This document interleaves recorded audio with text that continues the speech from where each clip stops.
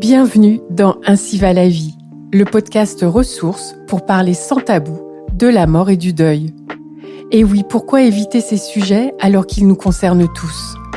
Je suis Gaëlle Guigny, praticienne de shiatsu et accompagnante du deuil, curieuse et passionnée par les rencontres qui nous font grandir.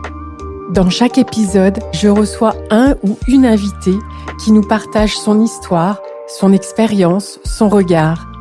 Ces témoignages nous donnent des clés pour mieux surmonter les pertes dans nos vies et traverser nos deuils en conscience. Nous abordons ensemble des sujets essentiels, profonds, délicats, qui bousculent parfois, mais qui toujours nous rappellent à notre humanité. Ainsi va la vie, c'est le podcast qui nous rend plus vivants. Quand j'ai créé ce podcast, j'avais à cœur d'aborder un sujet dont on parle peu, les funérailles des personnes dépourvues de ressources. Qu'est-ce qui se passe pour elles ? Où est-ce qu'elles sont enterrées ? Qui prend leurs funérailles en charge ? Bref, autant de questions auxquelles je souhaitais trouver des réponses. Et pour cela, j'ai rencontré plusieurs interlocutrices et j'ai décidé de vous proposer 2 épisodes sur ce thème. Pour ce premier épisode, j'ai rencontré Sandrine Chapelle, qui est directrice générale des services funéraires de la ville de Paris, et elle va nous parler de ce qui est mis en place à Paris pour les funérailles de personnes démunies, soit au niveau financier, soit au niveau social, ou les deux. Et puis le deuxième épisode, lui sera consacré au collectif Les Morts de la Rue. Bonne écoute. Bonjour Sandrine Chapelle. Bonjour. Alors avant d'entrer dans le vif du sujet, est-ce que vous pourriez nous parler un petit peu de votre parcours, de ce qui vous a amené à travailler dans le funéraire ? Un parcours un peu atypique comme toutes les personnes qui travaillent dans le funéraire, je pense, beaucoup de hasard. J'ai travaillé dans une grosse société d'intérim chez Manpower pendant plusieurs années. Ensuite, j'ai travaillé dans l'assurance, donc groupe mutualiste, et ensuite aux Assurances Générales de France à l'époque, donc pendant une dizaine d'années, où j'étais en province. Et puis un jour pas comme un autre, j'ai vu une petite annonce dans un journal de presse qui cherchait un responsable pour porter le développement d'une société qui dépendait de la ville de Paris et qui avait quelques rapports avec le funéraire. Sans plus de détails, j'ai découvert qu'il existait des sociétés en charge du funéraire et je suis rentrée dans cette entreprise en 1999. Donc ça fait déjà pas mal de temps. J'ai commencé à créer le réseau commercial, le réseau d'agences, pour recevoir les familles, organiser les obsèques. Et puis après, mon champ de compétences s'est étendu sur tout le domaine de la qualité. Et puis un peu plus après, au niveau des crématoriums, je suis devenue directrice générale adjointe. Et au départ du directeur général antérieur, quand il est parti en retraite, on m'a proposé de prendre ses fonctions, ce que j'ai accepté avec plaisir. Alors en fait, j'ai découvert l'existence des services funéraires de la ville de Paris en faisant mes recherches pour réaliser cet épisode sur les morts isolées. Et sans rentrer dans le détail de la structure juridique, il me semble quand même important de dire pourquoi il s'agit d'une société d'économie mixte. Déjà, qu'est-ce que c'est qu'une société d'économie mixte ? Donc, société d'économie mixte, ça veut dire qu'on fonctionne comme une société privée. On a un conseil d'administration, on a des objectifs à tenir, on est de statut privé. Mais notre actionnaire majoritaire est obligatoirement un représentant d'un service public. Donc, la mairie, l'État, la région, en l'occurrence, pour nous, c'est la ville de Paris. Et donc, la mairie détient 84% de notre capital. Et est-ce que vous pourriez nous dire ce qui a motivé la création d'une telle société par rapport au marché du funéraire de l'époque et des besoins des Parisiens ? La ville a souhaité créer une société d'économie mixte à la fin du monopole, puisqu'avant, il y avait un monopole public pour l'ensemble de l'activité funéraire sur toute la France, donc jusqu'en 93, la loi de 93. Et donc, la ville, à cette époque-là, avait une régie municipale.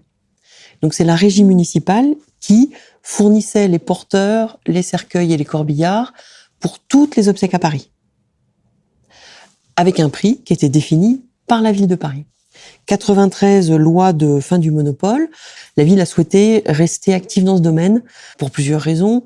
Déjà pour garder une main un peu sur la politique de concurrence et de prix sur Paris, avoir un outil qui permette de peser sur les prix et d'éviter un emballement d'augmentation des prix, d'avoir aussi un outil qui serve de référence en termes de qualité, de recherche sociétale, d'évolution des pratiques, etc. Et puis aussi pour garder la main justement sur le sujet qui vous intéresse, qui est la prise en charge des personnes dépourvues de ressources suffisantes.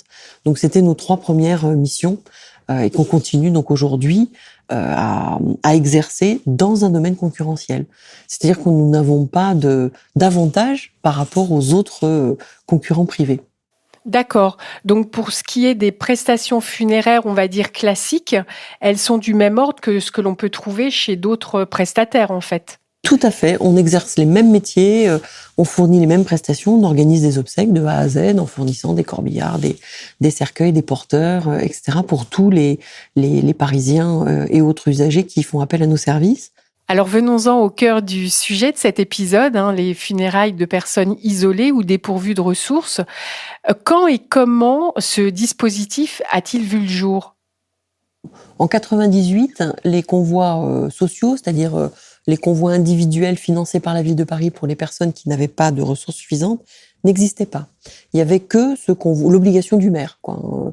La personne décède sur le territoire, il y a personne pour s'occuper des obsèques et il n'y a pas de revenus, donc la commune s'en occupe. Il y avait que ça comme prestation en 98. Et très rapidement, on s'est rendu compte que ça suffisait pas. Et donc avec la ville, on remonte l'information, on remonte les situations, et la ville du coup travaille à des solutions pour améliorer les choses. Et c'est ce qu'on a fait, puisqu'il y a eu ces prestations qui ont été développées à partir des années 99 ou 2000. Très vite après. Et on parle de quel type de prestations alors ? À Paris, il y a 2 systèmes qui ont été mis en place. Il y a les personnes comme vous et moi qui peuvent ne pas avoir les ressources suffisantes pour financer des obsèques au moment du décès, mais qui sont pour autant pas esselées. Le prix moyen des obsèques, il faut compter entre 4 et 6 000 euros. Et il y a malheureusement peu de Français qui disposent de cette somme-là en cash immédiate.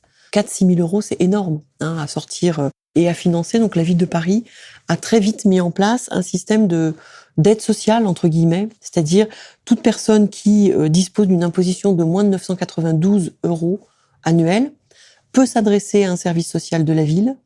Et une fois qu'elle a justifié de son niveau d'imposition et de l'incapacité donc à financer les obsèques, elle va être adressée à nos services.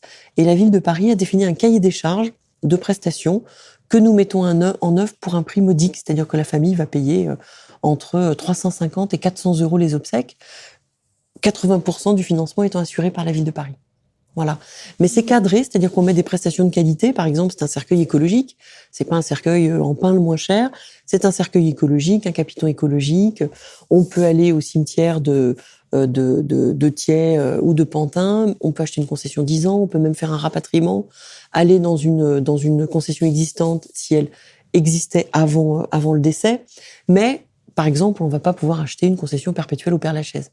Oui, d'accord. Voilà. Donc les prestations sont cadrées pour que ça soit raisonnable, mais de qualité pour l'ensemble des Parisiens. Et ça, tout le monde y a droit. Et on organise les convois exactement comme pour une famille tout à fait... qui a les moyens de financer ses obsèques. La famille choisit son agence. Si ça lui fait plaisir d'aller dans notre agence du 16e, elle y va. On organisera avec elle en fonction de l'heure qu'elle souhaite.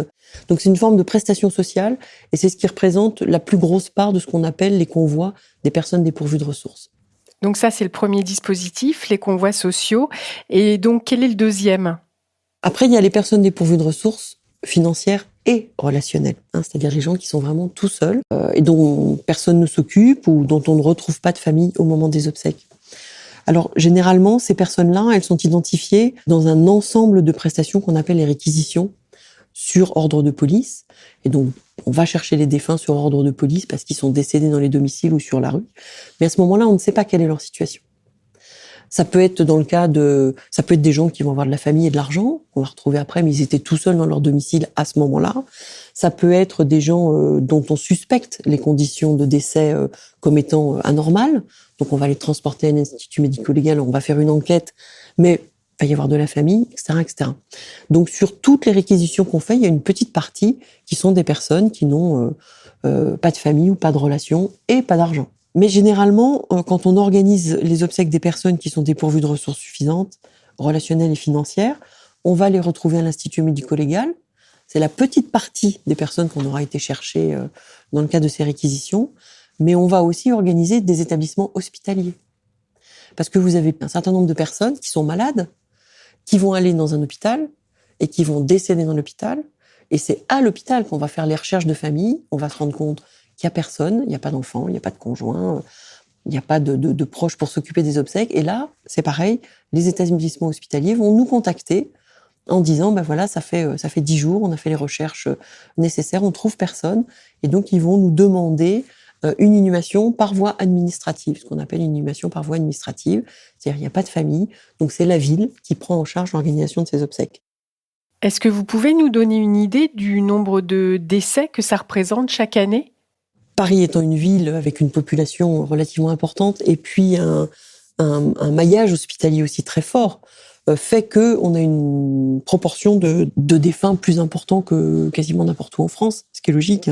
C'est 1% de la population, donc il y a environ 17 000 décès par an à Paris. Les convois sociaux représentent par an, donc les convois des personnes dépourvues de ressources financières. Mais quand il y a des gens qui accompagnent, c'est-à-dire les gens qui ont des difficultés à financer les obsèques, ça représente environ 300 personnes par an. Et les personnes qui sont isolées, c'est-à-dire où il n'y a pas de famille et pas de financement, ça représente environ 200 convois par an. Donc si on le met en proportion des 17 000 décès, c'est une proportion assez faible, en fait.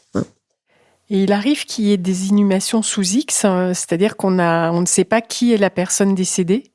Ce qu'on appelle les inhumations sous X, donc c'est automatiquement des gens qui sont à l'Institut médico-légal. J'irais on a une vingtaine de cas par an à Paris. Vous avez parlé de réquisition. Sur quel périmètre géographique vous intervenez ? Est-ce que c'est uniquement Paris ? Alors, nous, on intervient sur le 75, le 92, 93, 94. Voilà, on travaille, nous, en périphérie de notre zone d'intervention, de manière à être rapide, parce que ce qui compte dans cette intervention, c'est d'être vite sur place pour pouvoir libérer l'officier de police judiciaire qui reste avec le défunt jusqu'à temps qu'on vienne l'enlever. Donc du coup, si on met 5 heures à intervenir, c'est un peu compliqué pour la police. Donc il faut absolument qu'on ait un périmètre d'action relativement court pour intervenir vite. On a une quarantaine de personnes qui sont habilitées à faire ces interventions et on a 16 personnes qui sont dédiées exclusivement à ces postes-là. Le jour, la nuit. Le jour, généralement, les équipes partent à 2. Elles partent à 3 personnes si on est informé que le corps fait plus de 100 kilos. Et la nuit, systématiquement, les équipes partent à 3 personnes. On intervient en moyenne en moins de 24 minutes entre le moment où on est appelé et le moment où nos opérateurs sont sur le lieu où la personne est décédée. Pour vous donner un ordre d'idée, sur Paris, le 93 et le 94, on fait 3000 réquisitions par an. Donc vous voyez que sur les 3000 réquisitions par an, on arrive à une cinquantaine ou une soixantaine de défunts qui sont abandonnés entre guillemets parce qu'on avait tendance à les appeler comme ça, qui sont surtout isolés parce qu'ils sont souvent abandonnés eux-mêmes. C'est vrai qu'en termes de proportion ou de chiffres, c'est pas très élevé, mais derrière ces chiffres, ce sont des vies humaines, ce sont des histoires, et ça me tenait à cœur d'en parler avec vous et de remettre ces hommes et ces femmes dans la société, en fait. Et j'aimerais juste faire un aparté au sujet de l'Institut médico-légal, où donc les corps sont déposés. Est-ce que vous pourriez nous dire ce que c'est que cet institut, qu'est-ce qu'on y fait et à quoi il sert ? C'est là où se pratiquent toutes les enquêtes d'essais, les autopsies, les examens de corps, etc. Un institut médico-légal dépend de la préfecture de police. Donc, quand la police découvre un défunt, donc elle va nous appeler puisqu'on est titulaire de ce marché pour les parquets de police. Et donc, on va transporter les défunts à l'institut médico-légal. Une fois que les personnes sont à l'institut médico-légal va faire les recherches de famille avec la police. Donc, quand c'est dans le cadre d'une enquête, la plupart du temps, on connaît l'identité, etc. Et puis, il y a quelques cas où on retrouve des gens chez eux, sans famille, sans personne. Donc, dans ce cas-là, ils nous demandent de procéder à l'inhumation par voie administrative. Voilà. Donc, les défunts restent dans les chambres, restent à l'Institut médico-légal, donc dans la chambre mortuaire de l'Institut médico-légal. Et si c'est dans les hôpitaux, c'est pareil. Ils restent dans les hôpitaux, dans les chambres mortuaires. Donc, ils sont conservés tout à fait décemment dans des équipements qui sont faits pour, conservés par le froid. Donc, voilà. Et alors, tous ces défunts pris en charge, où est-ce qu'ils sont inhumés ?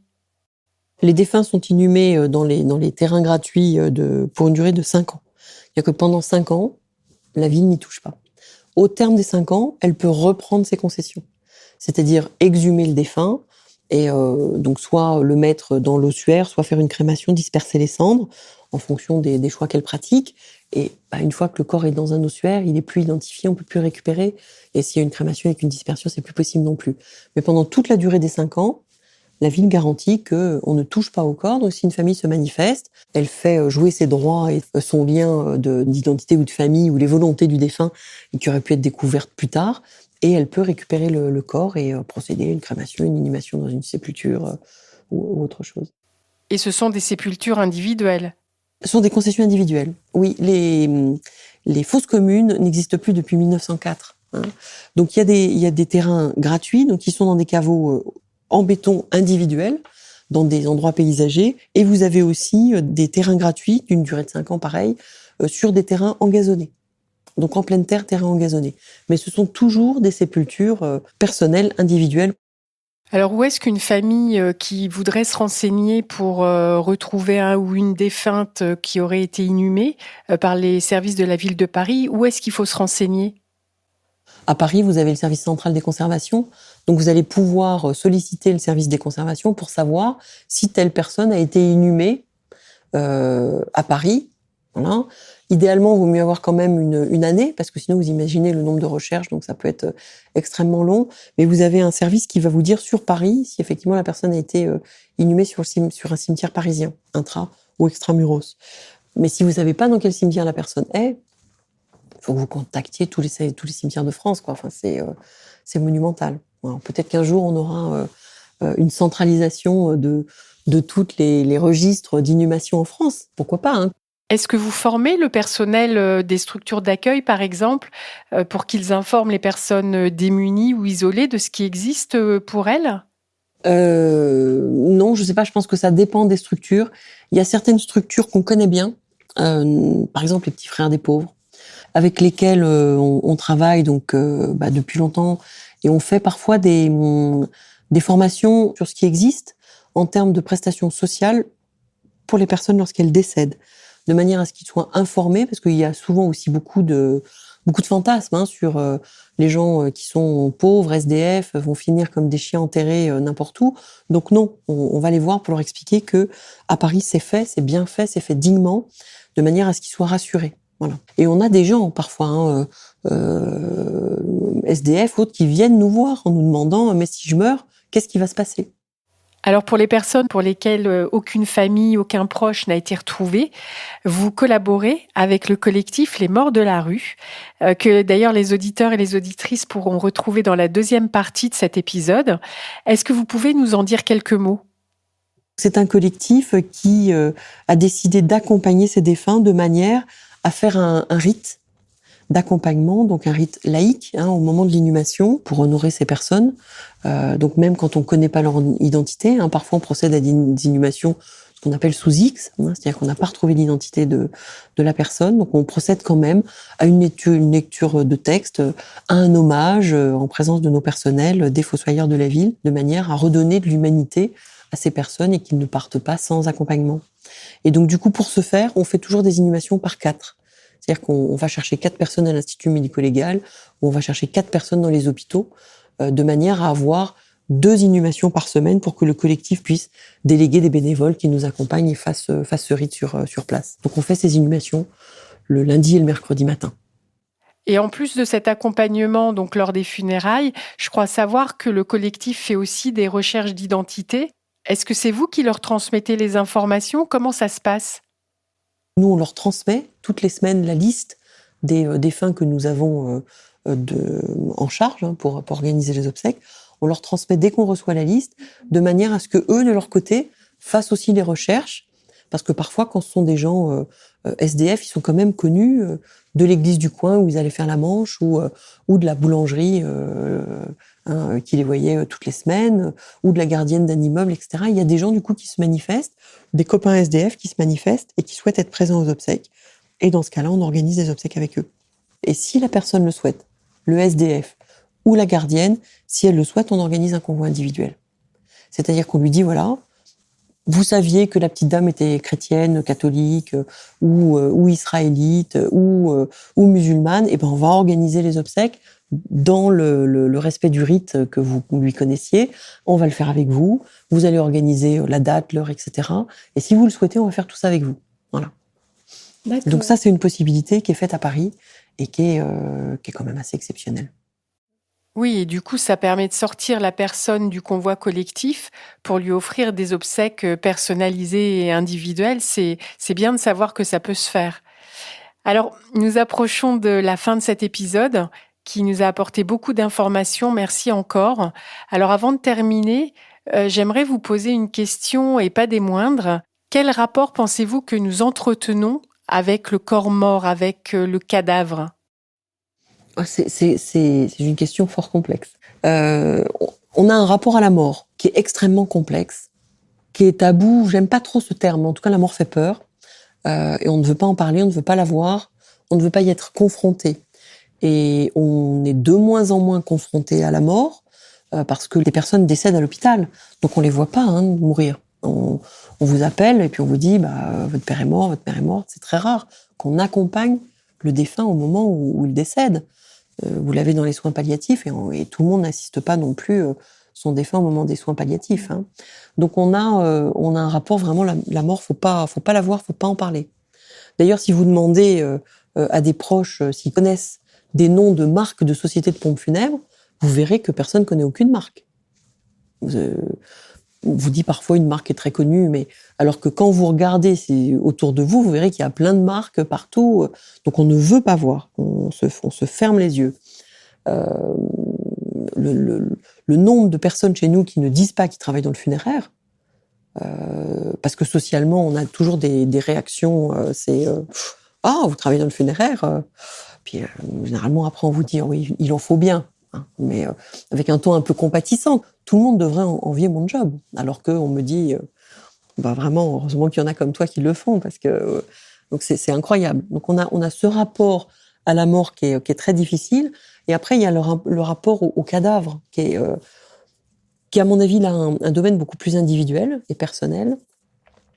Parce que le rapport au cadavre, vous allez l'avoir principalement quand vous êtes proche du défunt et que vous allez faire le dernier adieu au défunt, c'est-à-dire au moment où on se sépare du défunt, où on constate vraiment qu'il est décédé avant de fermer le cercueil.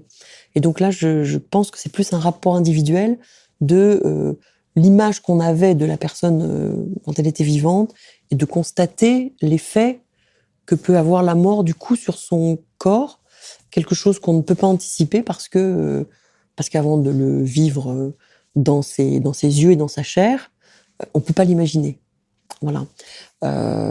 Et là, on a des réactions de familles qui sont extrêmement variées, extrêmement différentes, avec quand même beaucoup de déni. La réaction immédiate, c'est quand même souvent le déni. Enfin, le nombre de fois où on entend si le capiton est pas bien remonté, attention, elle va avoir froid. Ou si on prend le cercueil et qu'on le bouge un peu, attention, lui faites pas mal. Enfin, moi j'ai vu des gens au moment où on transportait les défunts avant mise en bière, c'est-à-dire quand on va chercher un défunt chez lui pour l'emmener en chambre funéraire, il n'y a pas de cercueil, donc on le met dans une housse, donc une housse blanche qu'on ferme avec une fermeture éclair. Moi j'ai entendu des gens dire fermez pas jusqu'en haut, il va plus pouvoir respirer. Voilà, j'ai un petit grand-père un jour je faisais une permanence téléphonique, donc sa femme venait de décéder, et donc je lui dis on vient la chercher tout de suite pour l'emmener en chambre funéraire. Je pensais lui rendre service en lui disant je vais chercher votre femme tout de suite si vous voulez. On a des gens, nous, 7 jours sur 7, 24 sur 24. Donc dans une demi-heure, j'ai quelqu'un chez vous pour emmener votre femme dans une chambre funéraire. Et au téléphone, il me dit écoutez, je suis désolée si ça vous embête pas, est-ce que je peux passer mon dernier repas avec elle? Voilà. Donc beaucoup de déni. Et quand on est avec des proches, je pense qu'on accepte le cadavre parce qu'il est représentatif de la personne qu'on aime. Voilà. Par contre, tout ce qui est après effet de dégradation du corps sont des choses qui sont très difficiles à accepter parce qu'on a le passage de la vie à la mort, qui a un certain nombre de stigmates sur le corps, mais qui sont pas qui sont pas forcément choquants. Si la personne est décédée, certes, mais elle reste elle-même, on la reconnaît quand même. Hein. Et par contre, quand vous avez des décès à l'Institut médico-légal, des gens qui sont défenestrés ou des choses comme ça, enfin, c'est traumatique pour les familles. Et il y a ce besoin, très souvent, parce qu'il y a un déni du fait que la personne soit décédée, donc il y a le besoin d'être confronté réellement au corps mort pour être sûr que la personne est bien décédée. Et à l'Institut médico-légal, ils font un travail extraordinaire sur la façon de pouvoir présenter un défunt sans gérer de traumatisme. Par exemple, si la personne est complètement défigurée, ils vont simplement mettre une main qui va sortir de manière à ce que la famille puisse toucher la main, voir la main, et sans être forcément heurtée par les dégradations de la mort ou des circonstances de la mort. Merci Sandrine Chapelle pour votre éclairage sur le sujet. Je vous en prie. Et puis merci beaucoup de nous avoir permis d'en savoir davantage sur les services funéraires de la ville de Paris. D'ailleurs, je vous propose de retenir quelques clés de notre discussion. La première, c'est que la commune où une personne dépourvue de ressources suffisantes décède est dans l'obligation de prendre en charge les funérailles. La deuxième est que si vous avez une imposition de moins de 992 € annuels, vous pouvez vous adresser à un service social de la ville de Paris et bénéficier d'une prise en charge financière à hauteur d'environ 80% des funérailles du proche que vous devez inhumer. La troisième, les personnes dépourvues de ressources donc financières ou relationnelles, ou les deux, sont inhumées dans des concessions gratuites pour une durée de 5 ans. C'est un délai qui permet, par exemple, à une famille de se manifester pour récupérer le corps et pouvoir réaliser à ce moment-là les obsèques de leur choix. Et j'aimerais terminer par une quatrième clé, puisque Sandrine Chapelle nous a appris que si une personne se manifeste au sujet d'un défunt ou d'une défunte isolée, sans être forcément de sa famille, ça peut être un commerçant, ça peut être une personne sans domicile, etc. La ville de Paris permet d'aider la personne en question qui se manifeste à organiser des obsèques individuelles et personnalisées. Voilà, je vous propose de retrouver la suite de cet épisode avec l'équipe du collectif des Morts de la rue que je suis allée rencontrer et qui a accepté que j'accompagne des bénévoles à l'occasion de funérailles au cimetière de Thiais. Donc je vous donne rendez-vous dans l'épisode 15. À bientôt. Si vous avez aimé cette rencontre, n'hésitez pas à la partager sur vos réseaux préférés. Plus nous serons nombreux à en profiter, plus ce podcast aura de sens. Et ça a l'air de rien, mais en donnant 5 étoiles sur Apple Podcast ou sur votre plateforme d'écoute et en donnant un avis, ça aide à le faire connaître. Vous pouvez aussi retrouver tous les épisodes sur le site ainsivalavie.fr et vous abonner pour ne pas rater les prochains épisodes. À très bientôt.